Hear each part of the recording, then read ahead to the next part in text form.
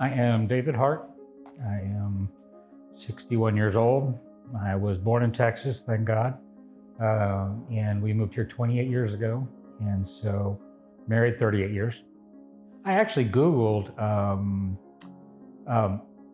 cancer support groups, and Loving Arm came up. And I reached out, and Janice got back with me, and it was such a nice, kind message. And I thought, I'm going to go try that one. And so that's how I that's how I found out about him.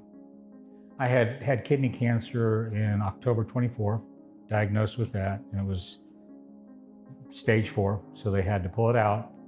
And then I was going through all of 25 with immunotherapy.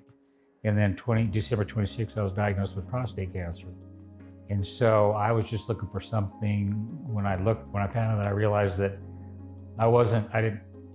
nobody I knew had cancer. And so I didn't know who to talk to. My family, could talk to me, but they really didn't understand.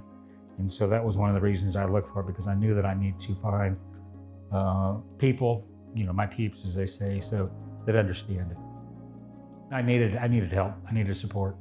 I was at a point that, as I said when I first meeting, I was just ready. The insurance and all that was such a mess. And so I was ready to just cash it in and ride off in the sunset. So when I went to the support group, I desperately needed it. When did you come? It's like 4 or 5 months now? Yeah, it's been Yeah, and I did also do the virtual ones online they have now. And there's a lady in Minnesota that gets on, so that was good.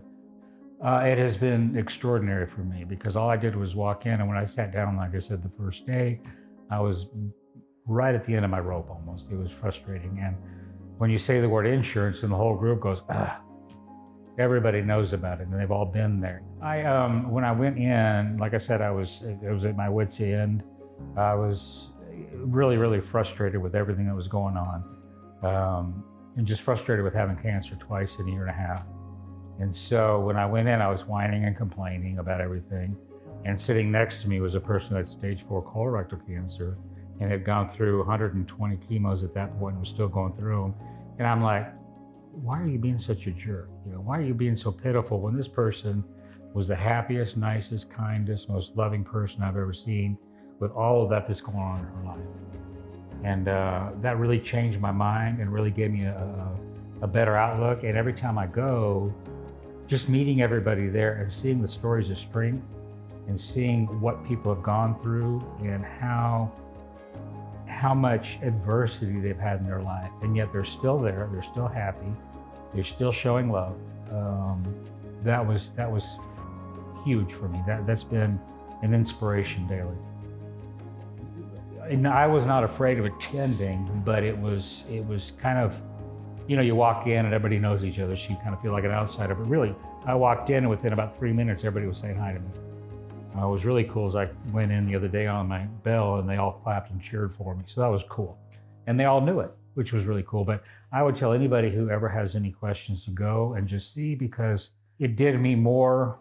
It was better for me to go to a group where the people understood what was going on versus just talking to my family. My family could understand, but they didn't really know the depths of what was going on inside, emotionally, mentally.